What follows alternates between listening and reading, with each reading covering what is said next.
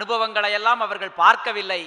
அனுபவங்களே இன்றைய காலகட்டத்தில் இளைஞர்களுக்கு அவசியம் தேவை என்பதை கோவை வசந்தவாசல் கலை மன்றத்தினுடைய துணைத் தலைவரும் எழுத்தாளருமாகிய திரு நாக்கி பிரசாத் அவர்கள் அனுபவங்களே என்று தன்னுடைய அணிக்கு வலு சேர்க்க வாதம் செய்ய வருமாறு அன்போடு அழைக்கின்றேன்.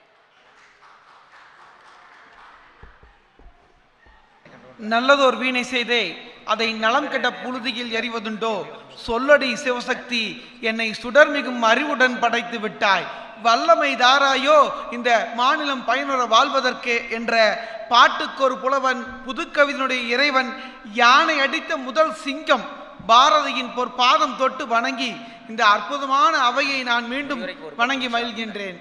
பெங்களூர் தமிழ்ச்சங்கத்தின் அனைவருக்கும், கேப்டன் டிவியினுடைய அனைத்து நேயர்களுக்கும் இனிய தித்திக்கும் தீபாவளி திருநாளை நான் இங்கே சமர்ப்பிப்பதில் மிக்க மகிழ்கின்றேன். புத்தகத்தை புரட்டு புரட்டு என புரட்டி, புத்தகத்தை புரட்டு புரட்டு என புரட்டி ஒரு பக்கமாய் பேசி அமர்ந்திருக்கின்ற புஸ்வானங்களே, அனுபவங்களை திரட்டு திரட்டு என திரட்டி அற்புதமாக இங்கே பக்கமாக பேசி அமர்ந்திருக்கின்ற என் அணியைச் சேர்ந்த சரவடி கோபிநாத் அவர்களே, அத்தனைக்கு மேலாக ஒரு அற்புதமான ஒரு பெங்களூர் தமிழ்ச்சங்கத்தில் தீப ஒளியாய் திகழ்கின்ற எங்கள் செயலாளர் ராமசுப்பிரமணியம் ஐயா அவர்களே, நேர்மை, உண்மை, திறமை, அறிவு கூர்மை ஆக அத்தனை மெய்யோடு இங்கே அமர்ந்திருக்கின்ற மை ஃபேவரேட் நடுவர் அவர்களே, உங்கள் அனைவருக்கும் எனது நன்றியை தெரிவித்துக் கொள்கின்றேன். பெண்களை போகப்பொருளாக பார்க்காதீர்கள் அப்படின்னு என்னுடைய அணித்தலைவரை பார்த்து கேட்டு போனாங்க. நீங்கள் ஆண்களை கடன் வாங்கறதுக்கு பேரா யூஸ் பண்ணுவீங்க, நீங்க ஆண்களை பர்ஸ் எடுத்துட்டு வாடான்னு சொல்லுவீங்க. நீங்கள் ஆண்களை ஒரு யோக பொருளாக பார்ப்பதை முதலில் நிறுத்திக் கொள்ளுங்கள் என்பதை இங்கே சொல்லிவிட்டு, நடுவர் அவர்களே, எதிரணிக்கு சகுனம் சரியில்லை. பூனை குறுக்க வந்தா சகுனம் சரியில்லைம்பாங்க. என்ன கேள்வி? புத்தகமா அனுபவமா? எஜுகேஷனா எக்ஸ்பீரியன்ஸா? எஜுகேஷன்கிற வார்த்தையில குறுக்கால பூனை இருக்கு, கேட் இருக்கு எஜுகேஷன்ல. அதே எக்ஸ்பீரியன்ஸ் என்ன? எல்லாத்தையும் உள்வாங்கிட்டு பேசணும். எக்ஸ்பீரியன்ஸுங்கிற ப்ரொனவுன்ஸ் பண்ணி பாருங்க, இன்னுன்னு வரும். அதுதாங்க எக்ஸ்பீரியன்ஸுங்கிறது. நடுவில் சிம்பிளாக சொல்கிற அனுபவம்னா என்னன்னு, அதாவது சேவலை பார்த்தீங்கன்னு வச்சுக்கோங்க, முருகா அப்படின்னு கன்னத்தில் போட்டுக்கிறவங்க இருப்பாங்க, ஆஹான்னு வயிற்றுல போட்டுக்கிறவங்க இருப்பான். இதான் அனுபவம். டாலர்னு சொன்னீங்கன்னா ஐயப்பாம்பான், அமெரிக்காம்பான் இல்லையா? இதுதான் அனுபவம். நான் ஒரு நபருக்கு நபர் வேறுபடுவது தான் அனுபவம். அது இருந்தால் தான் உங்களால் ஜெயிக்கவே முடியும். ஒரு காலத்தில் ஒரு ஊருக்கு போய் இன்ஜினியர் வீடு எங்கே இருக்குங்கன்னு கேட்டிங்கன்னு வச்சுக்கோங்க, இன்ஜினியர் வீடுங்களா, அங்கே பாருங்க ஒரு பெரிய பங்களா இருக்கு இல்லைங்களா, அதுதாங்க இன்ஜினியர் வீடும்பாங்க. அதுக்கப்புறமா ஒரு காலகட்டம் வந்துச்சு, இன்ஜினியர் வீடு எங்கே இருக்குங்கம்பாங்க. ஒரு 3-4 இன்ஜினியர் இருக்காங்க, நீங்கள் யாரை கேட்குறீங்க அப்படின்னாங்க. அதுக்கடுத்த காலகட்டம் வந்துச்சு, இங்கே இன்ஜினியர் வீடு எங்கே இருக்குங்க, நாங்கள் என் வீட்லேயும் ஒரு இன்ஜினியர் இருக்கான், இந்த ஊர் ஃபுல்லாக இன்ஜினியர் இருக்காங்க, யார் வேணும் அப்படின்னாங்க. இன்றைய காலகட்டம் எப்படி தெரியுமா? போய் இன்ஜினியர் வீடு எங்கே இருக்குங்க, இன்ஜினியருக்கு வீடா, அவருக்கு எதியா வீடு, அந்த மேம்பாலத்துக்கு கீழே ஒரு குடிசை போட்டு உட்காந்துருக்காங்க, அங்கதான் இருப்பா அப்படின்னா. ஆக சும்மா புத்தக அறிவு தான், புத்தக அறிவு தான் அப்படிங்க சொல்றாங்க. புத்தக அறிவு இருப்பவர்களுக்கு என்னன்னு சொல்லுவாங்க? புத்தக புழும்பாங்க. அனுபவ அறிவுன்னு என்ன சொல்லுவாங்க?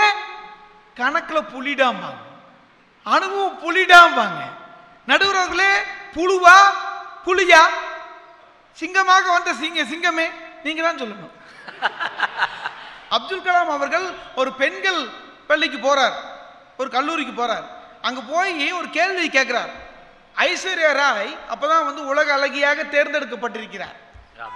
ஐஸ்வர்யா ராய் ஏன் உலக அழகியாக தேர்ந்தெடுக்கப்பட்டார்னு கேட்கிறாங்க. அப்போ ஒவ்வொருத்தரும் ஒரு பதில் சொல்றாங்க. அவங்க அழகாக இருந்தார்கள், உங்க புத்தக அறிவு படிச்சுட்டு அவங்க அழகா இருந்தாங்க. இல்லை, இந்த பதில் எனக்கு திருப்தி இல்லைனார். இன்னொரு அம்மா வந்து ஐஸ்வர்யா ராய் என்னென்ன பதில் சொன்னாங்களோ அதையெல்லாம் படிச்சிருக்காங்க சொன்னாங்க. அப்பவும் அப்துல் கலாம் அவர்களுக்கு வந்து திருப்தி இல்லை. கடைசியாக இன்னொரு பொண்ணு எந்திரிச்சு சொன்னா, ஐஸ்வர்யா ராய் ஏன் தெரியுமா உலக அழகியாக தேர்வு செய்யப்பட்டார்? போட்டியிலே நான் கலந்து கொள்ளவில்லை, ஆகவே அவர் தேர்ந்தெடுக்கப்பட்டார். இதுதான் தன்னம்பிக்கை, இதுதான் அனுபவம். இந்த அனுபவ அறிவை உங்களுடைய புத்தகம் கொடுத்து விடுமான்னு யோசிச்சு பார்க்கணும். இப்போ இளைஞர்கள் எப்படி இருக்கா, புத்தகத்தை எடுத்து படிக்கிறானா, பச்சை போய் சொல்லிட்டு போயிருக்காங்க. இவங்க ஏறதுக்கு முன்னால் பகவத்கீதை மேலே சத்தியம் மட்டும் பேச சொல்லியிருந்தா 2 பேரும் பேசியிருக்கவே மாட்டாங்க இல்லையா? பட்டிமன்றத்தில் பேசினாலும் தான் பேசிட்டு போயிட்டாங்க. ஒரு புத்தக கண்காட்சி, அந்த புத்தக கண்காட்சியில் அதாவது ஆளை தேடி அலைகிற ஒரு ஆம்பளை நூலை தேடி வந்திருந்தான் இளைஞன். எனக்கு ஆச்சரியம், ரொம்ப நேரமாக போய் ஒவ்வொரு ஸ்டாலாக போயிட்டே வரா பரபரப்பா. வாடா, என்ன ரொம்ப நேரமாக தேடிட்டு இருக்கியே, என்ன புக்கு வேணும்னு. ஃபேஸ்புக்கே காணும், ஃபேஸ்புக்கே காணும், ஃபேஸ்புக் ஸ்டால் எங்கே இருக்குண்ணா. அடப்பாவி, இப்படி புத்தக அறிவோடு இருந்தால் அப்படித்தான். அதே ஒரு மாணவன் ஃபேஸ்புக்கை வந்து அனுபவ ரீதியாக அணுகுனான். அருமையாக ஒரு கவிதை எழுதினான், காதலும் கமெண்ட்டும் ஒன்று. காதலும் கமெண்ட்டும் ஒன்று, எத்தனை வேணா பண்ணலாம் கமெண்ட்டு. கல்யாணமும் லைக்கு ஒன்று, ஒரு லைக் தான் பண்ண முடியும், அதுக்கு மேலே லைக் பண்ண அன்லைக் ஆகிடும். ராமாயண கதையை, ராமன் லைஃபை ஃபேஸ்புக் லைக்கில் வைக்கிறான். இதுதான் அனுபவங்கிறது. யோசித்து பாருங்க நடுவர்களே, அனுபவம் என்பதை அனுபவிக்கணும். என்ன எந்த நிறுவனம் இந்த பட்டிமன்றத்தை வழங்கி கொண்டிருக்கிறது பாருங்க, அழகா போட்டிருக்கீங்களே நீங்களே, Anubhav group. Anubhav group, Anubhav group வழங்குகின்ற அற்புதமான பட்டிமன்றம். இந்த அனுபவம் எனக்கும் புதுசு, உங்களுக்கும் புதுசு. இது எந்த புத்தகத்தில் கிடைக்கும்? ஆக புத்தகம் என்பது ஒரு பூவை போன்றது, சிம்பாலிக்கா காமிக்கிறது. ஆமா, படிப்பு என்று நான் மறுக்கல. படிப்பு என்பது அற்புதமான மகத்துவமான பூ. பூவிற்கு உங்களுக்கு எத்தனை காலகட்டம் இருக்கு? கொஞ்ச நாள் இருக்கும், மணக்கும், அழகாக இருக்கும், உதிர்ந்து விடும். உதிர்வதற்கு முன்னால் அந்த செடியானது காய்ங்கிற அனுபவத்தை பெற்றே ஆகணும். அந்த காய் என்கின்ற அனுபவம் தான் பக்குவப்படும். பக்குவப்பட்டா நமக்கு 3 விஷயம் கிடைக்கும். அருமையான சுவை, வாழ்க்கையில் சுவை கிடைக்கும், வாழ்க்கை வாழ்வதற்கான சத்து கிடைக்கும், 3ஆவதா ஒரு விஷயம் கிடைக்கும், அடுத்த தலைமுறைக்கு நீங்கள் கொண்டு போய் வழிகாட்டுகின்ற விதை கிடைக்கும். நீங்கள் பூவை மட்டும் வச்சுட்டு இருந்தீங்கன்னு வச்சுக்கோங்க, தலையில் ஓட்டு கீழே ஓட்டு போயிட வேண்டியதுதான் இல்லையா?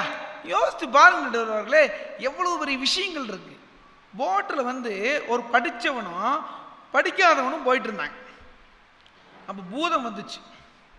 பூதம் வந்து எனக்கு ரொம்ப பசிக்குது, உங்களை 2 பேர்த்துல யாரோ ஒருத்தர் நான் சாப்பிட போகிறேன்னுச்சு. உடனே படித்தவன் சொன்னா, ஹே நான் எவ்வளோ பெரிய ஆள் தெரியுமா, நான் ரொம்ப பெரிய ஆள், நாட்டுக்கு தேவை, நிறைய படிச்சிருக்கேன், அதனால் அவன் இருக்கான் பார்த்தியா படிக்காதவன், அவனை நீ சாப்பிடுன்றான். பூதம் வந்து அவனை சாப்பிட்றதுக்காக போகுது. உடனே அவன் சொல்கிறது நியாயமே இல்லை, 2 பேருக்குள்ள ஒரு போட்டி வை, யார் வந்து தோற்று போகிறாங்க நீ சாப்பிட்ரு, இந்த டீலிங் ரொம்ப நல்லா இருக்கே சரின்னு சொல்லிட்டு பூதம் சொல்லுது, உங்ககிட்ட இருக்கிற ஏதாவது ஒரு பொருளை தூக்கி கடலில் போடுங்க, நான் ஒருவேளை எடுத்துகிட்டு வந்துட்டேன்னா நீங்கள் தோத்துட்டீங்க, நான் சாப்பிட்ருவேன். உடனே படித்தவன் என்ன பண்ணான்னா, கழுத்தில் இருக்கிற தங்க செயின் எடுத்தான். இது நான் சம்பாரித்து ஃபஸ்ட்டாக வாங்கினேன் 5 பவுன் நகை, இதை நான் போடுறேன்னு போட்டான்.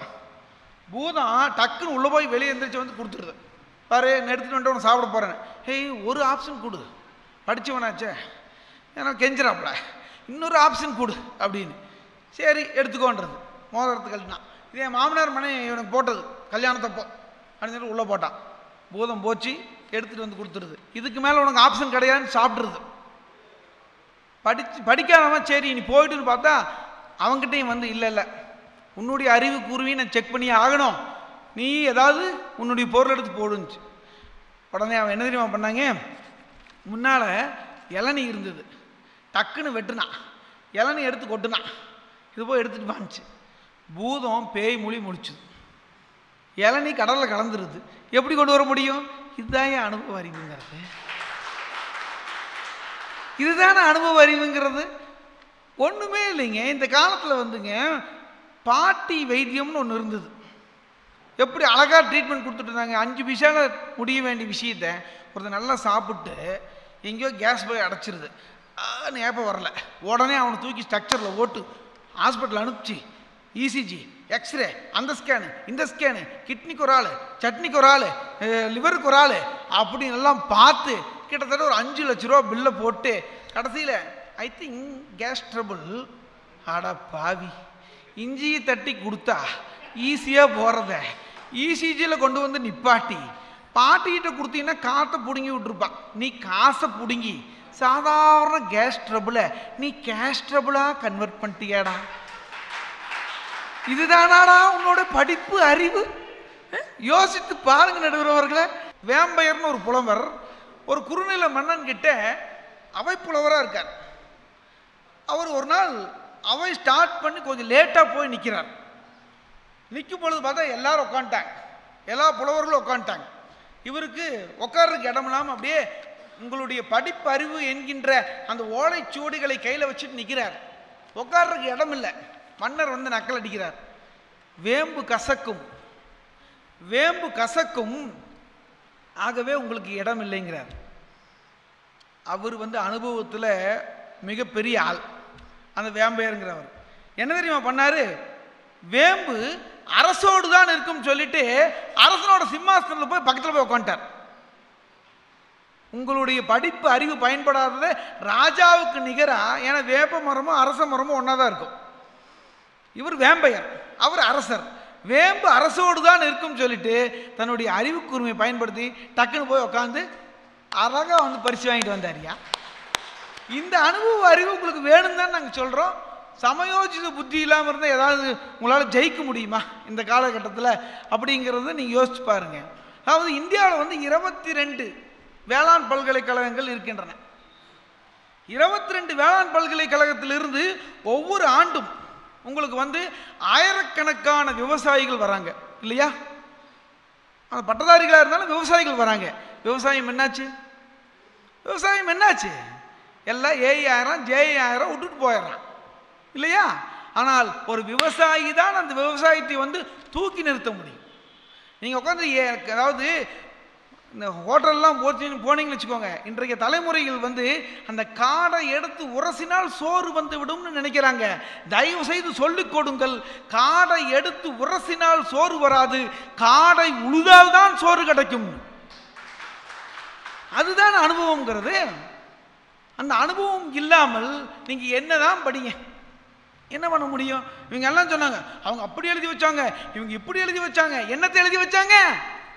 அனுபவத்தை தான் எழுதி வச்சாங்க. அனுபவத்தை தான் எழுதி வச்சாங்க. நாம் போக வேண்டியது பெங்களூரு, பஸ் ஏறிட்டோம், பஸ்ஸு பெருசு, பஸ்ஸு பெருசு. பஸ்ஸு பெருசா? நீ போக சேர வேண்டிய பெங்களூர் பெருசா? புத்தகத்தின் வாழியா நீங்க வந்து அனுபவத்தை வாங்குறீங்க. அந்த அனுபவம் என்பதுதான் முக்கியங்கிறது படிக்கணும். சிவாஜி, வீர சிவாஜி என்கிறவர் முதல்ல போருக்கு போறார். அனுபவம் இல்லை, தோத்துறார்.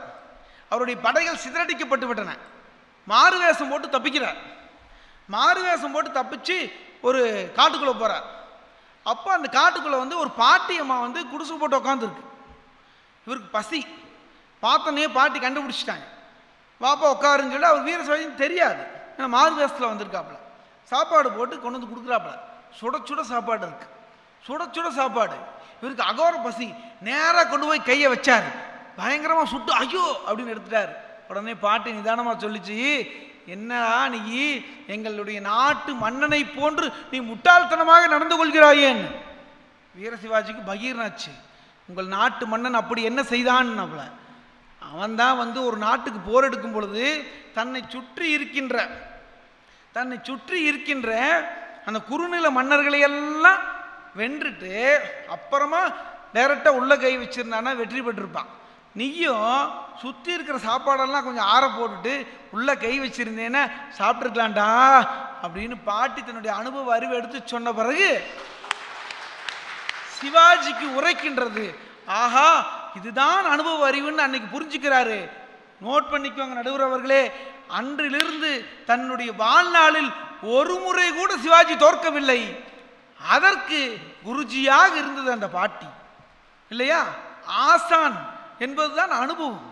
அனுபவத்தை விட மிகச்சிறந்த ஆசான் எதுவுமே இல்லை. வள்ளுவரை பற்றி அழகா சொன்னீங்க, அருமையாக சொன்னார். துணைக்கு ஆளே தேவையில்லைன்னு அருமையாக அற்புதமான ஒரு திருக்குறளை சொன்னார். அதே வள்ளுவர் தான் எழுதியிருக்கார். பகிர்த்துண்டு பல்லுயிர் ஓம்புதல் நூலோர் நூலோர் தொகுற்றவற்றில் எல்லாம் தலை. பகிர்த்துண்டு பல்லுயிர் ஓம்புதல்ங்கிறது என்ன? அனுபவம் யா, அனுபவம் யா. முதல்ல ஒரு பாட்டு சொன்னேன், பாரதியார் பாட்டு. ஒரே ஒரு அந்த பாட்டோட நான் முடித்துக் கொள்கின்றேன். நல்லதோர் வீணை செய்து அதன் நலம் கெட்ட புழுதியில் எறிவதுண்டோ சொல்லடை சிவசக்தி என்னை சுடர் மிகும் அறிவுடன் படைத்து விட்டாய். உங்கள் புத்தக அறிவு பிறக்கும் போது இருக்கியா? என்ன வேணுங்கிறாரு, என்ன வேணுங்கிறாரு? வல்லமை தாராயோ, அனுபவ அறிவு வல்லமை தாராயோ. இந்த மாநிலம் பயனுற்று வாழ்வதற்கேனார். அந்த அனுபவம் கூட மோசமா போயிடக்கூடாது. இந்த உலகம் உய்வதற்காக, உலகம் வெற்றி பெறுவதற்காக வேணும்னார். அறிவு இருக்கின்றது, கொடுத்து விட்டாய், எனக்கு அனுபவத்தை கொடுன்னு தான் பராசக்தி கிட்ட வேண்டார். ஆக நீங்களும் தீர்ப்பை அனுபவத்துக்கிட்டே கொடுங்க. உங்களுக்கு வள்ளுவர் உங்களுக்கு சப்போர்ட்டா பேசியிருக்கிறார், நான் பேசலை, நான் பேசவில்லை. உங்களுக்கு வள்ளுவர் பேசி இருக்கின்றார், பாரதியார் பேசி இருக்கின்றார். அனுபவ அறிவுதான் இந்த உலகத்திற்கு வேண்டும் என்று. ஆக இந்த பெங்களூர் தமிழ்ச்சங்கமானது மிகச்சிறந்த ஒரு தீர்ப்பைத்தான் இதுவரை கூறி வந்திருக்கின்றது.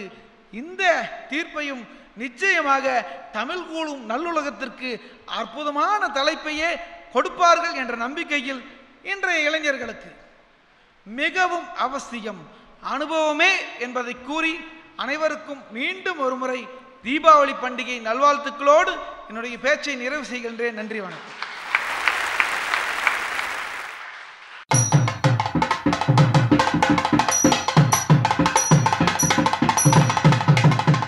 பெங்களூரில் வீடு வாங்க வேண்டுமா? உங்கள் கனவுகளை நனவாக்க வேண்டுமா? கவலையை விடுங்க. அனுபவா குரூப் பெங்களூர் ஆட்டாப் சிட்டியில் அடுக்குமாடி குடியிருப்புகள், தரமான கட்டிடங்களை கட்டித்தருகிறது. அனுபவா குரூப் 100% லோன் பெற்று தருகிறது. அனுபவா குரூப் மற்றும் 1 வருட பராமரிப்பு செய்து தருகிறது. அனுபவா குரூப் எல்லா தட்டு மக்களுக்கான அடுக்குமாடி குடியிருப்புகள் மிக நேர்த்தியான முறையில் கட்டித்தருகிறது. Anubhava group all flats ready to occupy. Toll free number 9019885555. Making dreams come to life. ಆತಿಗಿಂತ ಮಿಗಿಲಾದ ಪರಿಶುದ್ಧತೆ 917 ಪ್ಯೂರಿಟಿ. ಅನೇಕ ಡಿಸೈನ್ಗಳಲ್ಲಿ ನ್ಯೂಜೆನ್ ಪ್ಯಾಟರ್ನ್ಗಳು, ರೀತಿಯ ಟ್ರೆಂಡಿ ಕಲೆಕ್ಷನ್ಗಳು, ಅತಿ ಕಡಿಮೆ ತಯಾರಿಕಾ ವೆಚ್ಚ, ಉತ್ತಮ ಗುಣಮಟ್ಟದ ಮೌಲ್ಯತೆ. ಮಣಪ್ಪುರಂ ರೀತಿ ಜ್ಯುವೆಲರಿ, ಭಾರತದ ಪ್ರಥಮ 917 jewellery. Brand, models, camera, colors, shop. ஆண்டவன் மொபைல் ஷாப் இப்பொழுது ஷோலிங்கர் திருத்தணி பள்ளிப்பட்டை தொடர்ந்து மற்றொரு கிளை முத்துக்கடையில். வாருங்கள், புத்தம் புதிய மொபைல் ஷாப் ஆண்டவன் மொபைல் ஷாப். ஏகப்பட்ட ஆஃபர்கள் கொட்டி கிடைக்கின்றன. ஆண்டவன் மொபைல் ஷாப் விதவிதமான மாடல்கள், எல்லா வகை கம்பெனி மொபைல்களும் கிடைக்கும் மற்றும் சர்வீஸுடன் தி பெஸ்ட் மொபைல் ஷாப் ஆண்டவன் மொபைல் ஷாப். ஆண்டவன் மொபைல் ஷாப்ல ரேட் வந்து ரொம்பவே சீப்பா தான் இருக்கு. மொபைல்ஸ் நல்ல சர்வீஸ் கொடுப்பாங்க, நல்லா இருக்கும், நல்ல ஆஃபர் கொடுப்பாங்க. Number 135 MBT road Muthukadai, darling bakery, ஆரேகில்.